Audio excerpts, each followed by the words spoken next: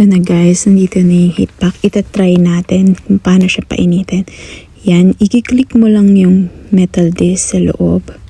Then wait mo lang siya. Mga 30 minutes tong umiinit. Gustuhan ko yung ganitong size lang kasi gusto ko yung nalalagay ko sa pocket, yung handy, kahit saan ko dalhin pwede. Very useful to sa atin na may mga dysmenorrhea, tapos gusto mong ma-relax yung muscle mo. Tapos girls, ang dali niyang i-reuse.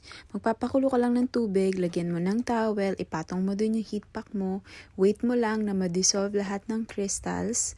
Tapos, pag nakita mo na yung liquid, hindi na cloudy, clear na siya, yon, okay na, ialis mo na siya sa init, pwede na yun. Super importante lang na kailangan talaga fully dissolve, walang cloudy sa loob. Kasi pagka meron pa rin, babalik ulit siya sa pagiging crystals niya. Kailangan mo na naman siyang initin, kaya dapat wala talaga.